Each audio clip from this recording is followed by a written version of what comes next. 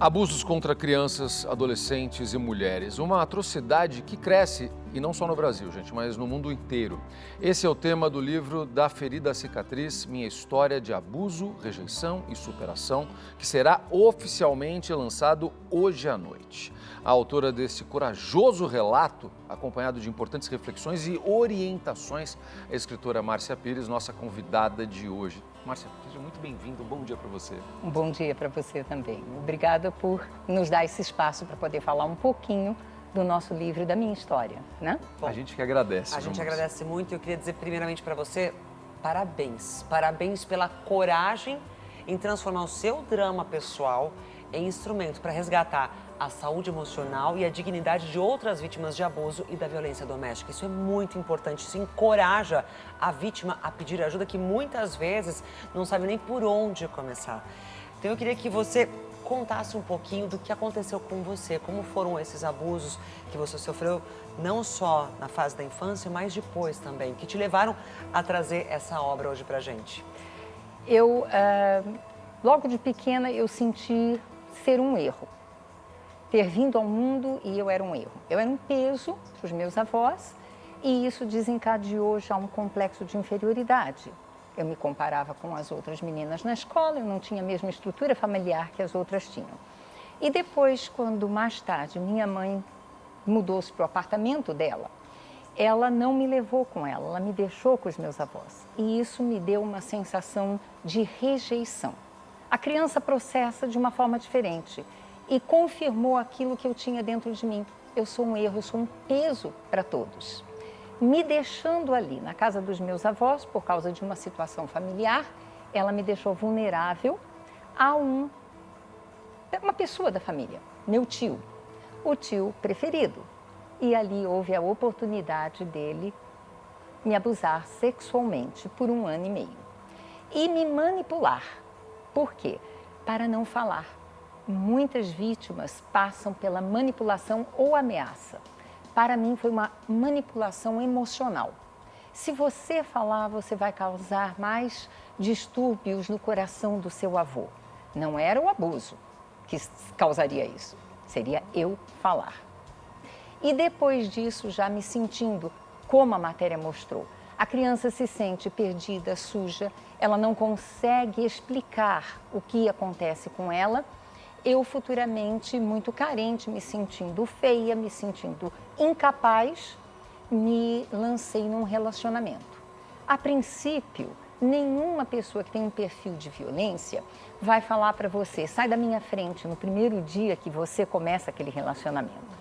Isso vai crescendo gradativamente, mas havia aquela dependência. E aí eu experimentei o abuso verbal, o abuso emocional e, por fim, a violência doméstica, quase chegando à morte, porque eu fui por 2 vezes quase jogada do 17º andar de um prédio em São Paulo, na Aclimação. Esse, então, é um resumo dos abusos que eu passei. Como a gente viu na reportagem, muitas pessoas passam por isso, né? E eu queria saber, a decisão de expor esse seu trauma pessoal, né, e usá-lo como estímulo aí para ajudar outras vítimas dessas violências, exigiu de você uma difícil superação, né? E eu queria saber como foi esse processo de perceber que a sua ferida já não doía mais e havia dado lugar a uma cicatriz como é sugerida no título do livro, né? Eu consegui superar. E eu vou aproveitar depois para você explicar para a gente o que tem nessa caixa, porque a gente está curioso aqui. Porque é uma caixinha que me parece ali bem diferente. Eu ganhei essa caixa e eu acho que ela explica exatamente o propósito do livro. Ela é uma caixa de primeiros socorros, primeiro socorro emocional para as pessoas que passam por isso. Aqui está o livro, porque a minha história não é uma história maior de sofrimento do que tantas histórias que nós vemos todos os dias. Nós somos confrontados pela violência doméstica, o crime passional, o abuso a crianças. Então, eu não posso dizer que a minha história é a mais difícil, mas o que a gente vê é a superação. A maioria das vítimas não consegue superar, porque não consegue os caminhos para chegar a esse momento. E eu consegui superar.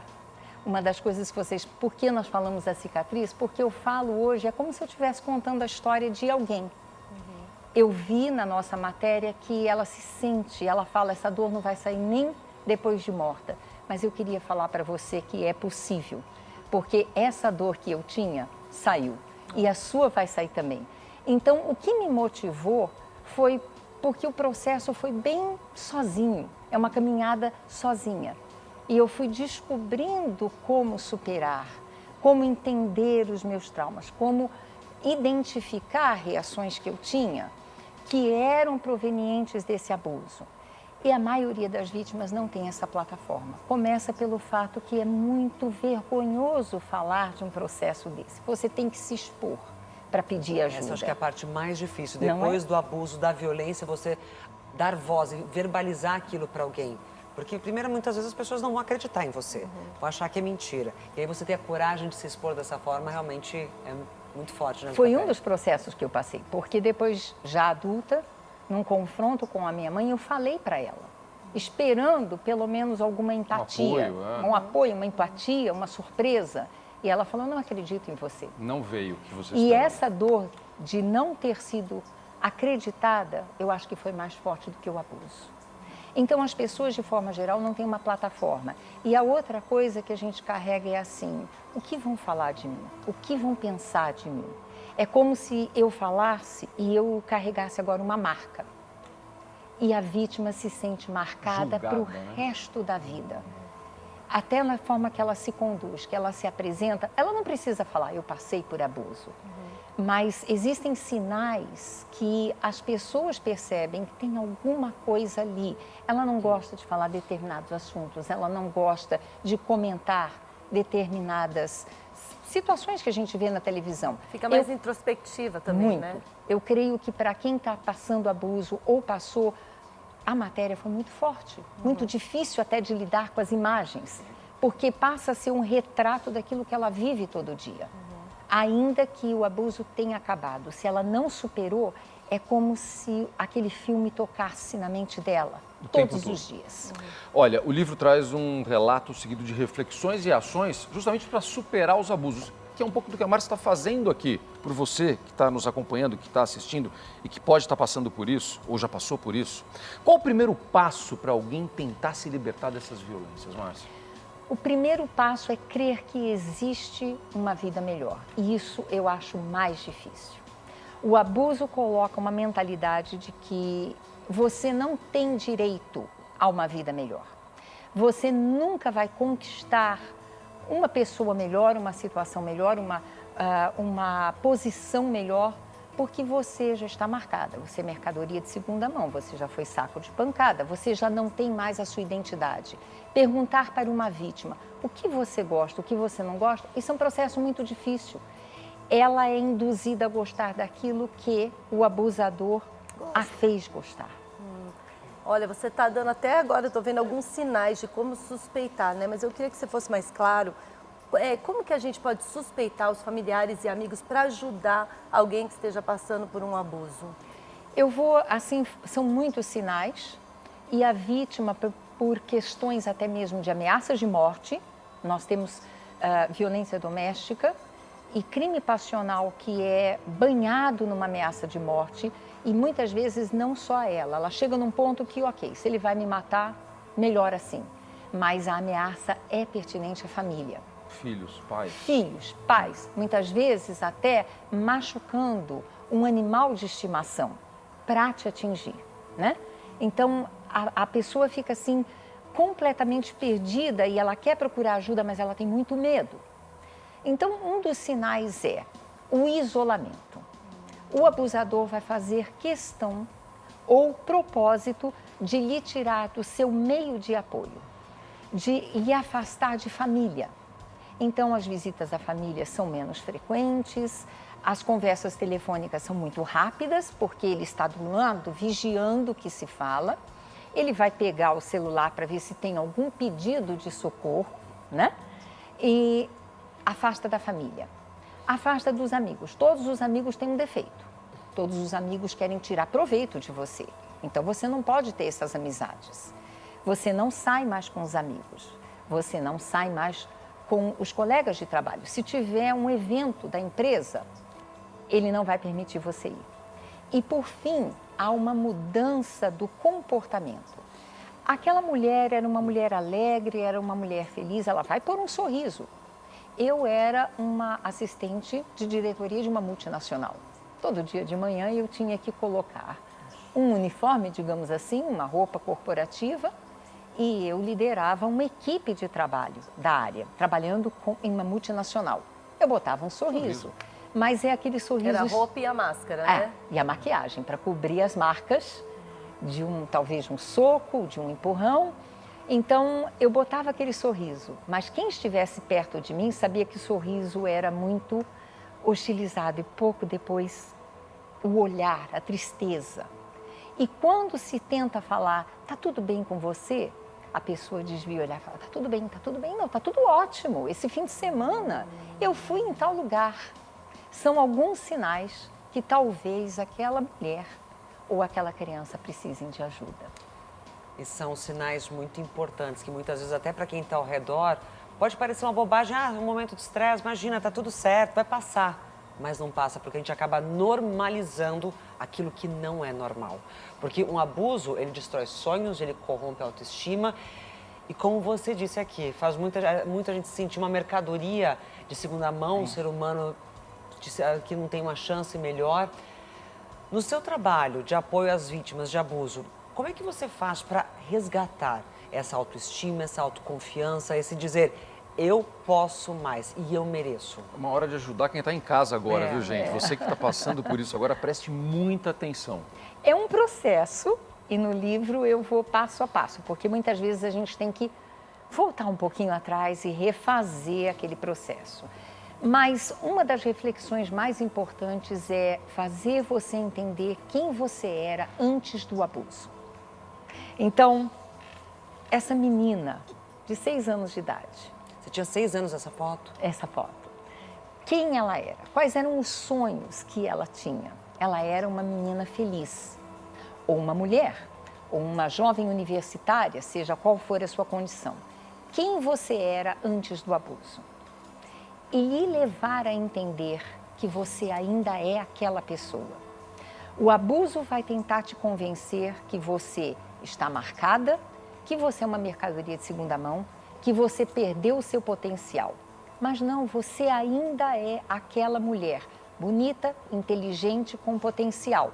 O que nós precisamos fazer é resgatar essa identidade, porque talvez o abusador usou o corpo, lhe fez um saco de pancada, mas não permita que ele venha dominar a sua mente. Márcia, o que ninguém deve tolerar para não correr o risco de se transformar numa vítima de abuso? Falta de dignidade. Eu não apoio a impunidade. Eu realmente levo as vítimas a não carregarem dentro de si o ódio por aquela pessoa. Porque o ódio, a mágoa, traz a dor para a vítima, não para a pessoa. A pessoa não sofre com o sentimento que talvez esteja dentro de mim. Mas eu vou viver dependente daquele sentimento todos os dias. Eu vou reviver aquele momento todos os dias. Mas eu não apoio a impunidade. Então, se existem sinais de um comportamento abusivo, e nós precisamos educar as crianças também, a prepará-las, o que não é normal, o que é normal, que tipo de afeto, carinho, tocou, abrir um canal de comunicação, pais e filhos, para que o seu filho, a sua filha possam chegar e comentar alguma coisa na escola que não pareceu normal. A criança às vezes não entende o que está acontecendo, mas ela tem um senso. Isso não é normal. Eu me sinto mal. Se eu me sinto mal com isso, algo não é normal. E abrir esse canal de comunicação. E para os adultos, existem sinais. Não aceite. Não aceite ser desmerecida, não aceite ser reduzida, não aceite comentários pejorativos, negativos ao seu respeito. Não aceite um empurrão, não aceite um tapa, porque isso vai escalando e chega fora de proporção, como para mim chegou, quase sendo jogado do 17º andar. Nossa, a gente sabe que a rede de apoio, né, Márcia, é muito importante, familiares, amigos. Agora eu queria saber como que seu marido ajudou você nessa superação. Meu marido viu o fim do processo. Quando eu já estava bem encaminhada, já tinha encontrado uma fé, um ser superior que me ajudou a ter aquele processo. Mas a gente adquire reações que a gente não se dá conta. Talvez alguém já virou para você e falou assim, por que você fala assim de você? Por que você age assim? E você, assim como? Então eu tinha determinadas reações, determinados barulhos que ainda me incomodavam. E ele foi aquele bálsamo, porque ele sabia que movimentos bruscos perto de mim, eu me assustaria primeiro. Então ele teve que mudar a forma natural dele, que não tinha maldade nenhuma. Sabe, chegar e colocar, por exemplo, pegar o livro e jogar assim, para mim já era uma coisa, e eu não tinha consciência. Ele falava, você não precisa fazer assim, eu não vou te bater. E ele me abraçava. E aí, aquele resquício, aquelas pinceladas finais, uma vez que ele apontava e eu me sentia agora num espaço seguro, que é o mais importante. Com certeza. A vítima tem que se sentir segura para superar. Se ela ainda se sente ameaçada ou num lugar de perigo ou com sinais muito próximos ao que ela viveu, ela vive aquela instabilidade o tempo todo. E ele falava, você não precisa, eu não vou te bater. É tão importante esse apoio, exatamente esse abraço, você receber algo que antes era impossível, parecia ser impossível, que ele realmente fez e faz até hoje junto com você. É muito, muito importante que as outras vítimas possam ter essa mesma oportunidade. E eu queria que você faça um pouco pra gente sobre o lançamento oficial dessa obra, desse livro, Da Ferida à Cicatriz. Eu já sei que a agenda está super cheia e eu queria que você fizesse um convite especial aqui para todo o público, para poder conferir exatamente quando começa aí o lançamento. O lançamento começa hoje, à noite, às 7h30 da noite, no Templo de Salomão, com uma palestra e a noite de autógrafos. Amanhã eu estarei no Arca Center, em Brasília, e às 6 horas da tarde. E na quarta-feira, 6 horas da tarde, estaremos no Rio de Janeiro. Mas se você não está em nenhuma destas capitais, você pode adquirir o livro, seja pelo site do arcacenter.com.br ou também nas principais livrarias do país. Olha só, então vamos reforçar, olha que oportunidade. O lançamento oficial do livro começa hoje, Da Ferida à Cicatriz, dia 31 de março, 7h30 da noite, no Templo de Salomão, aqui em São Paulo, na Avenida Celso Garcia, 605, no 10º andar, no bairro do Brás, com sessão de autógrafos e palestra especial da autora da Márcia Pires. Eu vou estar lá, viu, Márcia? Eu e a Aninha, minha esposa. É um prazer. Vou ver, todo nosso.